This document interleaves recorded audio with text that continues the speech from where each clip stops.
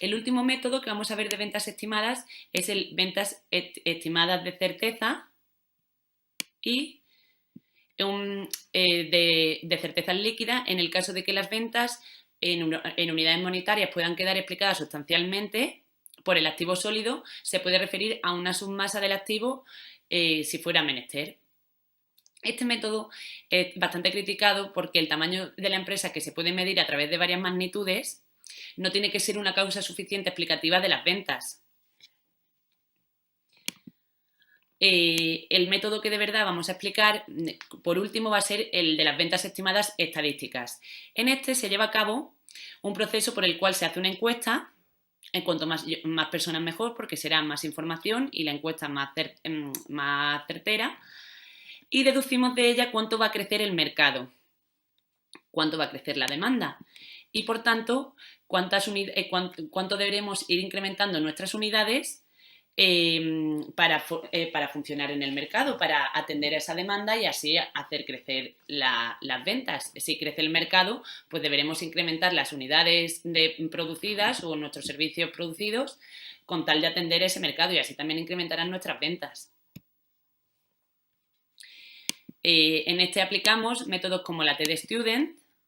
Aquí está la tabla de la TD Student, aplicando a la probabilidad que nos salga, es decir, a la media que nos salga en la muestra, pues intentamos deducir cómo va a ser la población.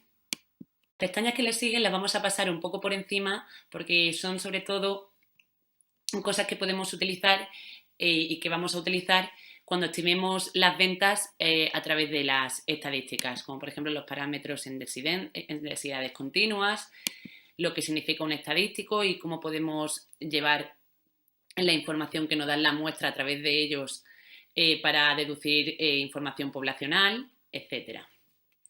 Vamos a pasar a lo que es el filtro 2. Ya recordamos que antes había dos filtros en la empresa para que la empresa fuera viable. El primero es que dispongamos de los recursos necesarios y el segundo es que las ventas estimadas sean mayores que las ventas requeridas.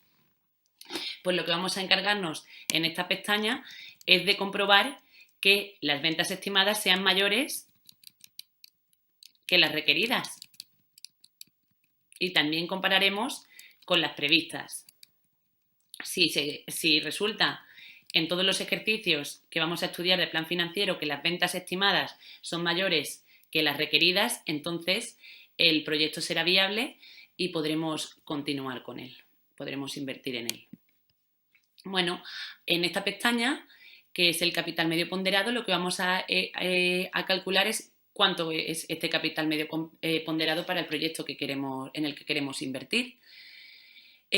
Sabemos que el capital medio ponderado lo calculamos de sumar el coste del capital por el peso que tenga el capital dentro del pasivo al coste de la deuda por el peso que tenga la deuda en el pasivo también. Entonces, el resultado de sumar estas dos ponderaciones de los costes nos dará el coste medio ponderado, que no tiene por qué ser constante a lo largo de los ejercicios, sino que puede variar. Es más, esperamos que a lo mejor se reduzca. ¿Por qué esperamos que se reduzca? Pues si la empresa funciona, esperemos que el coste de la deuda cada vez sea inferior porque los bancos confíen cada vez más en que le vayamos a devolver la deuda y así el coste de capital también pueda ser inferior y incrementemos el valor de la empresa de esta manera. En esta pestaña lo que vamos a hacer es un ejercicio bastante interesante y que es bastante importante para el funcionamiento futuro de la empresa, que es la determinación sobre todo de los costes para calcular un precio de coste de nuestro servicio y luego ya con ello establecer el precio que vamos a poner en el mercado. ¿Qué es lo que vamos a hacer? Pues partiendo de las ventas que hemos estimado, determinaremos el coste variable unitario para cada actividad productiva, es decir, todos los servicios que se vayan a prestar en la empresa, el coste fijo autónomo para cada actividad productiva, los costes fijos comunes, el precio de coste de cada actividad productiva, es decir, el resultado de sumar todos estos costes, y el margen comercial que queremos tener de cada actividad productiva, es decir, la diferencia que queremos tener entre el precio establecido y el precio de coste, y por lo tanto, sumando el precio de coste y este margen comercial obtendremos el precio de venta de la hora de trabajo profesional. Es lo que vamos a hacer con todos los servicios que prestemos. Vamos a proceder a hacer una simulación de los documentos contables que suponemos que tendría la empresa o queremos estimar que la empresa va a tener en los distintos ejercicios que siguen a los inicios de su funcionamiento. Para ello vamos a estudiar la estructura financiera y de inversión a través del balance. Vamos a estudiar los resultados que va a obtener la empresa a través de la cuenta de pérdidas y ganancias y la aplicación y origen de los fondos de la empresa. Bueno, comenzamos por el balance. Vemos que en azul aparece el activo, en azul más oscuro el activo no corriente, del cual solo vamos a tener un poco de inmovilizado material. Tenemos que tener en cuenta que somos una asesoría legal y contable, que no requerimos de tanto inmovilizado material ni intangible para iniciar para funcionar, porque no estamos produciendo, simplemente estamos realizando un servicio, somos una empresa de servicio. Es por eso que nuestro activo es bastante reducido, nuestro activo no corriente. Y el activo corriente, como acabamos de empezar el funcionamiento y no tenemos, por ejemplo, realizable por parte de los clientes ni nada, también es bastante limitado. Sobre todo lo que tenemos es quizá existencias y disponible en la caja o en el banco. El total del activo va a ser de 59.800 euros. El pasivo, compuesto por lo que vamos a llamar los recursos propios y los recursos ajenos, aparece en color rojizo y amarillentos. En color rojo oscuro van a estar los fondos propios. Aquí vamos a hacer un experimento en el que vamos a cambiar el capital aportado. Vamos primero a analizar la estructura de la empresa y los ratios con un capital aportado inicial de 2.500 y posteriormente con 10.000, es decir, primero con lo que serían 25 participaciones a valor de 100 euros y después con 100 participaciones a valor de 100 euros también. Bueno, no tenemos más recursos propios, nada más que el capital aportado. La empresa acaba de funcionar. Después, si se obtienen beneficios, pues se formarán reservas. Y tenemos pasivo no corriente en rojo, sobre todo pasivo financiero de deudas a largo plazo que se nos ha concedido por las entidades de crédito, por bancos, y pasivo corriente, deudas a corto, con entidades de crédito también para funcionar en el corto plazo. Aparece aquí a la derecha de los recursos que utilizamos de financiación el coste del capital, que está a 10,80, se suma al coste de la deuda, que está a 9,80, una prima por el riesgo que asume el capitalista, el que aporta el dinero. El coste de la deuda, como ya hemos mencionado, a largo plazo, y el coste de la deuda a corto. Esto ya lo hemos explicado antes, cómo lo obteníamos, así que pasamos. Aquí vemos una serie de ratios de lo que más nos interesará será ver cómo cambian cuando cambiemos la estructura de la financiación de la empresa, es decir, cuando en vez de ser el capital aportado 2.500 sea de 10.000. Así que lo veremos más adelante. Además, con los gráficos, que es lo que más interesa.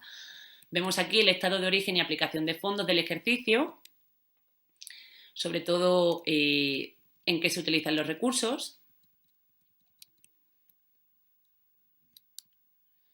Y, de nuevo, el balance para explicar la cuenta de resultados. Tenemos en amarillo los gastos y en verde los beneficios, es decir, sobre todo las ventas y lo que ellas nos reportan. Vemos aquí que están las ventas requeridas y las ventas previstas. Vemos cómo las previstas son mayores que las requeridas y, por tanto, es viable el proyecto. Vemos el desglose de los distintos gastos, en el que hay algunos gastos del funcionamiento de la empresa, que serían los gastos de explotación, que nos van a dar un determinado resultado, Y después serían los gastos financieros resultantes de amortizar las deudas que tenemos, que nos van a dar un segundo resultado tras intereses, y que vamos a tener al final pues el resultado del ejercicio después de intereses, que está aquí. Vemos cómo este resultado después de intereses va a ir directo a formar parte del capital social a través de las reservas. Veíamos cómo en el año anterior no teníamos y que sin embargo en este año sí se han incrementado porque hemos obtenido unos beneficios del funcionamiento del ejercicio. Pues esto que hemos ido viendo lo hace a lo largo de los años en los que se proyecta, 2016, 2017, calculando también los ratios, dando toda la información posible. Vemos como aquí en la siguiente pestaña vemos como también se hace prácticamente lo mismo. Estamos con los mismos ejercicios, cambiando algunas variables para ver cómo afectan los cambios de esas variables. Está todo aquí como mucho más resumido, más reducido, para que sea más accesible a la vista. Vamos a ver ahora los presupuestos de financiación, es decir, los presupuestos de tesorería de las deudas con entidades financieras. Aquí, sobre todo, lo que vamos a ver son los tipos de interés del mercado a largo plazo y del mercado a corto. Vemos cómo estos van a variar dependiendo del momento en el que nos encontremos en el tiempo, sobre todo porque cuanto más confianza, cuanto mejor sea el funcionamiento de la empresa, menor será el tipo de interés que nos aplique el mercado financiero a nosotros. Por eso suponemos que se irá reduciendo a lo largo de nuestro funcionamiento, de los distintos ejercicios.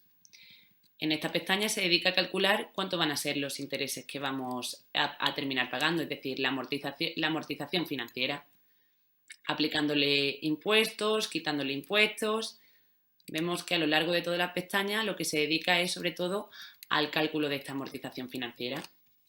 En la siguiente pestaña, sin embargo, lo que vamos a hacer es calcular la amortización técnica, es decir, la amortización del activo. Vemos que tenemos distintos métodos, el método lineal, el método en que es una misma amortización a lo largo de toda la vida del activo, el método de dígitos en sentido decreciente, es decir, la cuota de amortización se van reduciendo a lo largo de la vida del activo, el método de dígitos en sentido creciente, que van incrementándose a lo largo de la vida del activo, según el volumen de producción, es decir, cuanto más se produzca dependiendo de ese activo,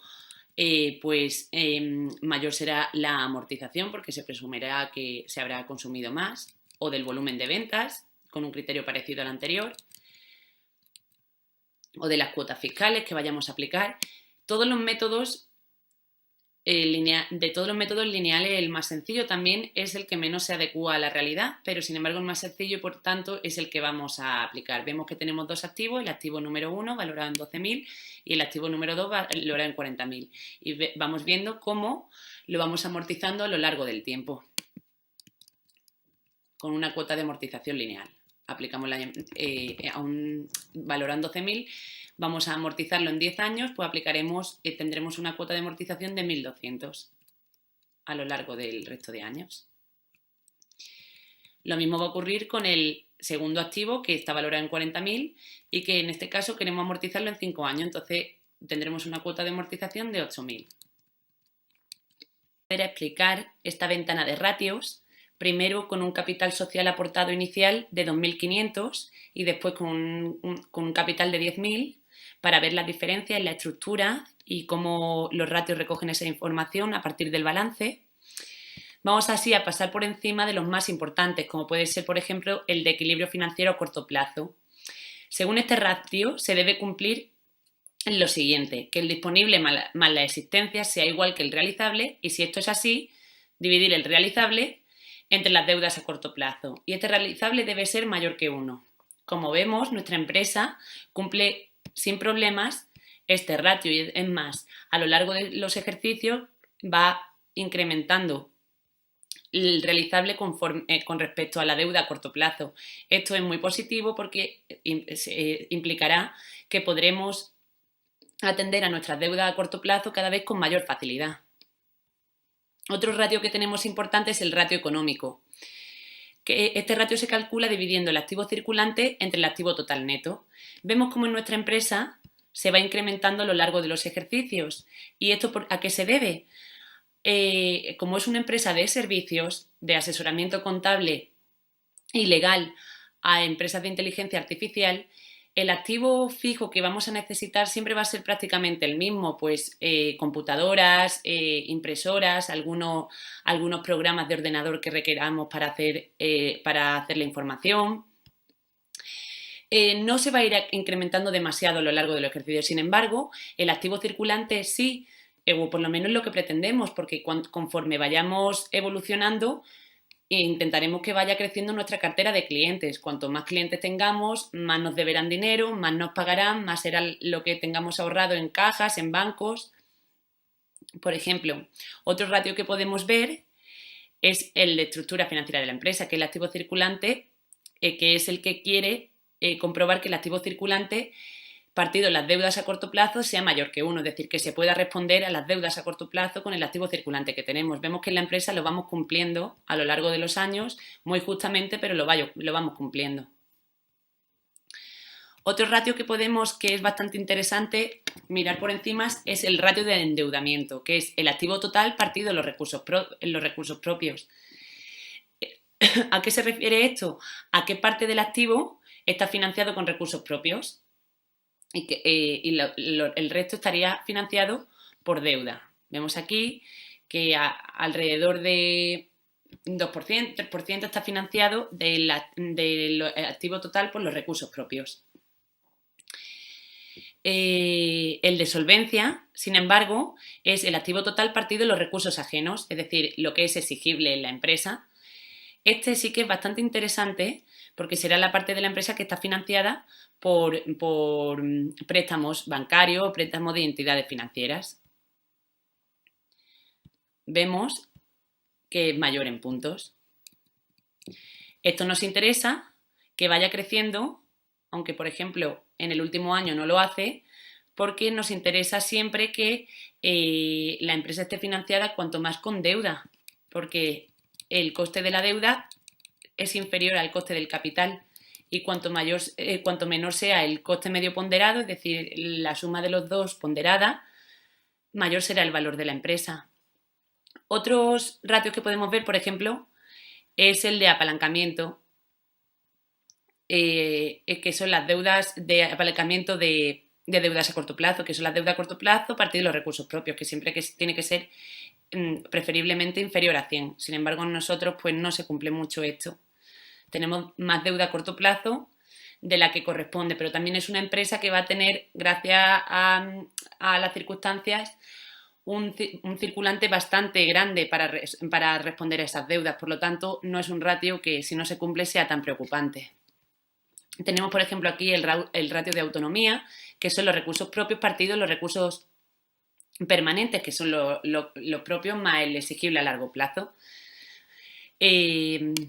Vemos que cada vez se va reduciendo más porque incrementamos nuestra deuda. Nos interesa, como hemos explicado antes, incrementar el valor de la empresa y para ello vamos a incrementar la deuda, que aunque también se incrementa el riesgo, se reduce el coste medio ponderado.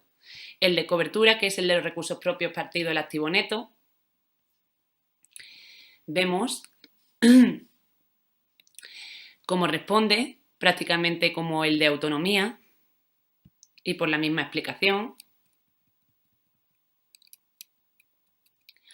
Vamos a ver otros ratios que nos interesan, como puede ser el de gestión financiera o el de margen bruto. En todos ellos nos interesará compararlos ahora con el resultado de los ratios cuando cambiemos la estructura. Vamos a proceder a hacer ese cambio, a analizarlos un poco, los gráficos, antes de realizar el cambio. Aquí podemos ver gráficamente la información que nos proporcionan los ratios.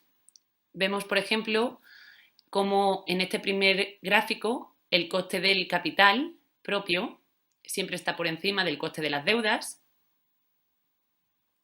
como y de las deudas a largo plazo, y como el inferior de todo es el de las deudas a corto plazo.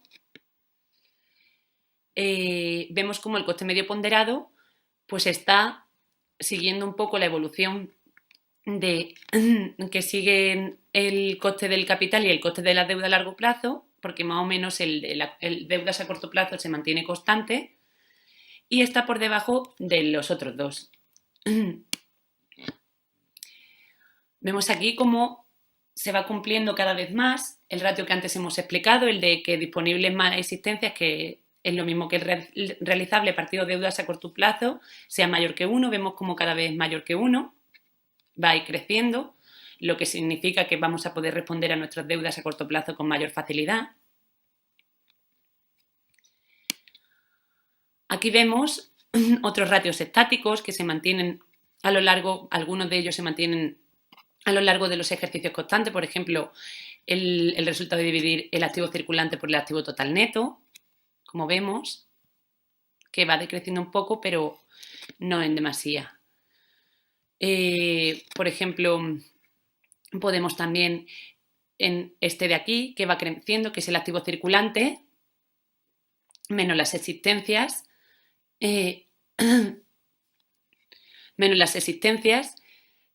partido el pasivo circulante, que tiene que ser siempre mayor que 1. Vemos como que se cumple esta igualdad, bueno, esta desigualdad sin problemas, y que al revés, cada vez se va cumpliendo más. Este es bastante interesante.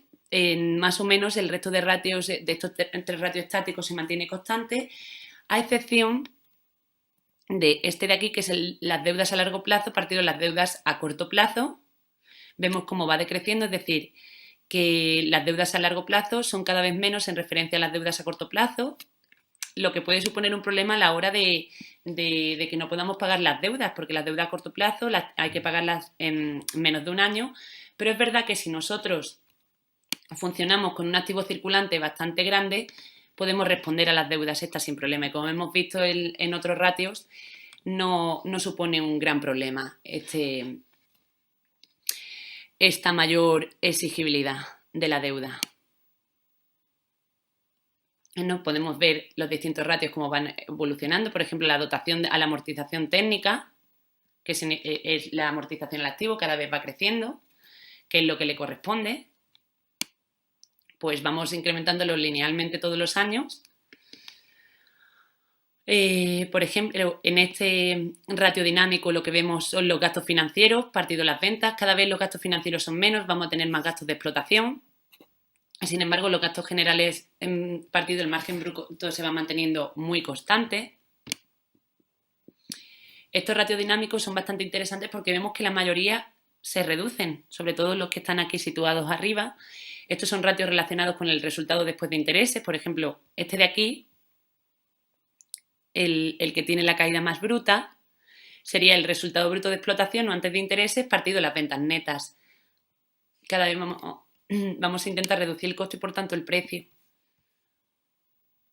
Intentaremos que el resultado de explotación o antes de intereses cada vez sea inferior para pagar menos impuestos. Tenemos en cuenta que los impuestos se pagan sobre el resultado, entonces pretenderemos que cada vez sea inferior con respecto a las ventas, es decir, que se repartan más los supuestos beneficios a la hora de otros gastos, como pueden ser, por ejemplo, los de amortización financiera o los de pago de trabajadores o remuneración a los socios por su trabajo.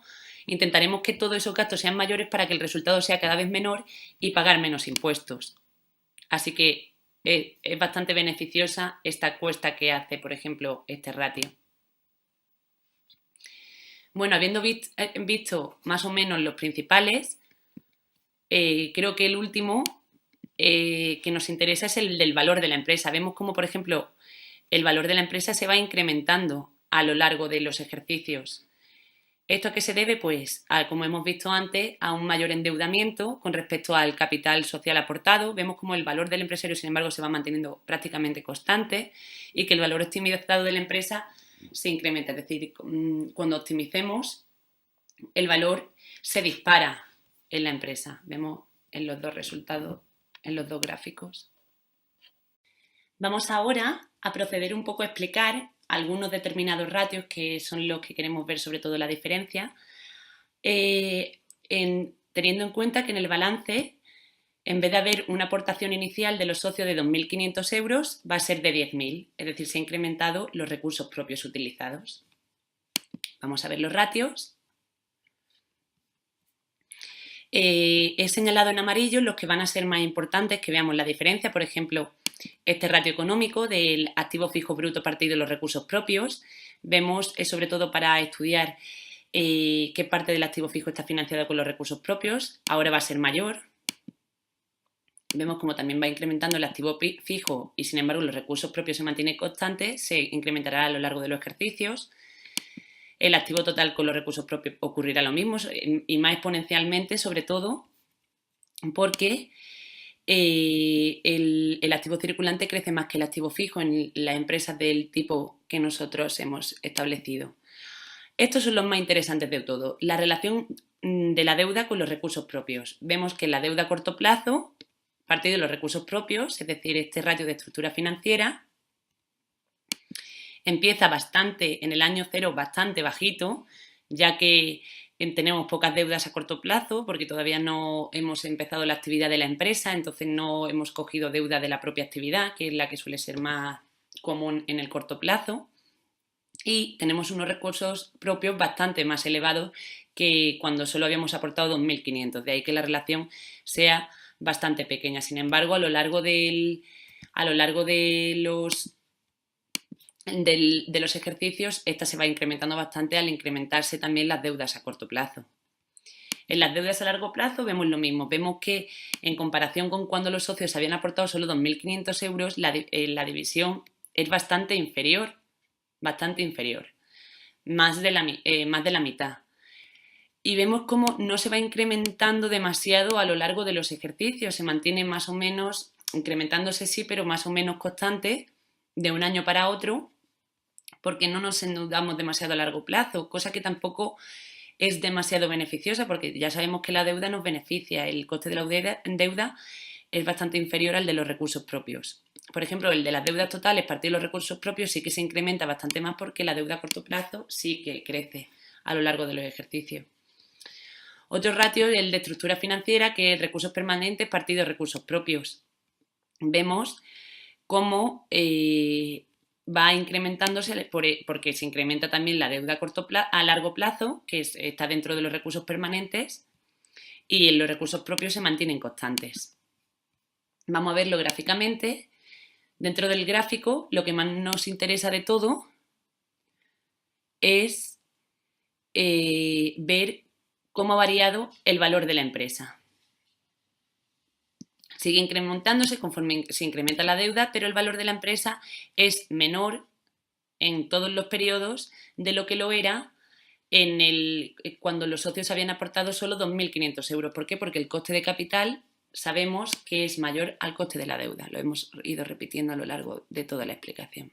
En esta pestaña vamos a proceder a calcular la probabilidad de insolvencia. Lo vamos a hacer a través de métodos estadísticos. Podemos suponer una distribución de probabilidad uniforme o rectangular, triangular o beta simplificada, en la que utilicemos una estimación pesimista de las ventas o una estimación optimista e incluso una estimación modal, que es la más probable. Vamos a hallar la esperanza de resultado antes de intereses y la de después de intereses. Vamos a tipificar la variable para poder compararla con las tablas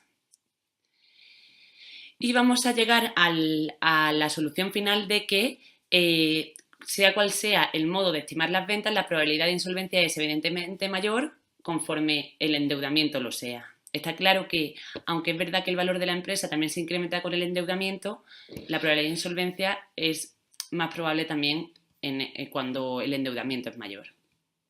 Estas son distribuciones de probabilidades que podemos encontrarnos, la tabla de una normal. Aquí vemos en esta pestaña el efecto de la inflación sobre la tasa de capitalización y el efecto de la inflación sobre la tasa de actualización, es decir, el coste de capital. Vemos en esta pestaña cómo podemos calcular el BAN y la TIR de cualquier proyecto de inversión. En cierta manera, nuestra empresa es un proyecto de inversión, por lo tanto, también es interesante calcular cuál es su BAN y cuál es su TIR. Vemos aquí que lo hacemos a través de calcular los flujos netos de caja operativos, restándole la inversión inicial al principio y obteniendo al final cuál es la suma de todos ellos. Si es positiva, pues entonces el proyecto será viable. Nosotros también tenemos que obtener una BAN positiva de nuestra empresa para que el proyecto sea viable. Eso lo obtendremos si las ventas estimadas son mayores que las ventas requeridas. También esta pestaña nos enseña cómo calcular la TIR de un proyecto, teniendo en cuenta lo que esperamos recibir más o menos de flujos operativos, cuál será la tasa de retorno que tendrá nuestra empresa. Y lo que vamos a ver es la aplicación de la optimización a una empresa que crea dos productos, unas camisas y unos pantalones. Es un simple ejemplo que vamos a pasar un poco por encima. Aquí tenemos Harry Markowitz, que es un ejemplo de cómo a través de la estadística podemos calcular parámetros de la población que nos interesa conocer a la hora de estimar ventas o estimar cómo van a ir nuestros proyectos de inversión. En esta pestaña lo vemos aplicado a los préstamos y al endeudamiento. Vemos que calculamos la media y la varianza de los activos con riesgo dentro de la empresa y hacemos hipótesis para ver si se cumplen estas determinadas hipótesis. Nosotros podemos seguir adelante con el proyecto. Vemos otro tipo de optimización, teniendo en cuenta los resultados estadísticos que nos han dado antes las otras pestañas. Vamos a tener que tomar la decisión de realizar un proyecto o no realizarlo si no es adecuado para la empresa. ¿Cómo tomamos esa decisión? Pues valorando los proyectos a través del BAN, del sistema del BAN, del valor neto actual o de la TIR, que es la tasa de retorno que antes hemos explicado. Pero ¿cómo podemos saber cuáles van a ser los flujos de caja futuros dentro de nuestra empresa? Pues los vamos a calcular a través de la esperanza. La esperanza de la variable será el flujo neto de caja que vayamos a utilizar. Si la suma total de todos los flujos netos de caja esperados es positiva, es decir, que restándole, por supuesto, el desembolso inicial y proyectándolos a través de una ley de descuento en el momento actual, pues entonces llevaremos a cabo el proyecto. Como vemos aquí en esta pestaña, los presupuestos de inversión, por supuesto, es que la BAN sea positiva. Vemos como aquí en estos ejemplos de proyectos la BAN es mayor que 0 en todos, por lo tanto todos los proyectos serían viables. Lo adecuado sería elegir aquellos proyectos que nos vayan a dar un BAN más elevado, pues supondrán que el valor actual neto del proyecto, es decir, el valor actual en el momento, es bastante mayor que el resto. Por ejemplo, en este caso el último proyecto de inversión es bastante positivo, bastante a tener en cuenta. Igual que calculamos los flujos netos de caja a través de la esperanza de la variable de obtenerlos, el riesgo va a ser la varianza. Cuanto mayor varianza, mayor riesgo de que no se cumpla ese flujo neto de caja esperado y por lo tanto de que sea inferior, por ejemplo, y de que podamos fracasar en el proyecto elegido. También tendremos en cuenta el riesgo de un proyecto a la hora de tomar la decisión de si ese proyecto nos interesa o no nos interesa. Si, por ejemplo, tenemos dos proyectos con una misma BAN, aquel en el que el riesgo sea mayor, pues lo descartamos y nos vamos más al que es más certero. El riesgo entre proyectos lo calculamos, igual que el riesgo con la varianza, el riesgo con la covarianza, con la matriz de covarianzas. Como podemos ver aquí en este ejemplo, entre 3 proyectos, se obtiene el de las covarianzas, el riesgo de ambos. Está claro que si vamos a llevar varios proyectos juntos, pues teniendo en cuenta que el BAN sea lo más positivo, de que el riesgo singular sea inferior. También podríamos tener en cuenta la matriz de covarianzas a la hora de elegir qué dos proyectos llevamos a cabo juntos. Ahora vamos a proceder a explicar la pestaña de optimización, que es una pestaña muy interesante, a la par que compleja, en la que vamos a centrarnos sobre todo en qué queremos conseguir a través de la optimización. Tenemos que tener en cuenta que tenemos 3 parámetros y que vamos a tener 2 tipos de variables. Las primales, que vamos a representarlas en letras azules, y las duales, que las vamos a representar en letras rojas. Las duales podemos calificarlas también como ficticias o de referencia teóricas. Vamos a acudir a los proyectos de inversión, que los tenemos aquí a la derecha de la pestaña, de los cuales ya conocemos el desembolso inicial y conocemos los flujos netos de caja que esperamos percibir. Por lo tanto, sabemos cuáles van a obtener excedentes de tesorería y cuáles necesidades de financiación. Los que obtengan necesidad de financiación los rechazamos directamente y nos quedamos con lo que nos vayan a dar un excedente de tesorería. Pero vamos ahora a proceder con la optimización a ver si de verdad esos excedentes de tesorería son los óptimos, es decir, son los mejores que podríamos obtener. Si los resultados que obtuviéramos a través de la optimización fueran distintos, deberíamos modificar los desembolsos que tenemos propuestos. Vamos a acudir ahora en la pestaña a los resultados de la optimización y a explicar cómo los obtenemos. Tenemos una función objetivo del programa primal para cada parámetro, es para el primer parámetro, para el segundo parámetro, para el tercer parámetro, y tenemos también una función objetivo del programa dual, lo vemos aquí, para cada parámetro. ¿Vale? Pues vamos a aplicar el solver con las restricciones que aparecen aquí correspondientes, por ejemplo, las condiciones de no negatividad, restricción paramétrica, restricción financiera y técnicas individualizadas. Y el solver nos va a dar directamente cuáles son los excedentes de tesorería y desembolsos óptimos para cada uno de los 3 parámetros. Eso lo vamos a comparar con los resultados que obtenemos nosotros para saber si tenemos que modificarlo o permanecen tal cual. Hacemos media y comparamos. Bueno, ya habríamos acabado con el análisis y la planificación de nuestra empresa, de nuestro proyecto de empresa, que es una asesoría contable y legal bastante humilde que acaba de comenzar con su actividad. Muchísimas gracias por su atención y por pasarse por aquí.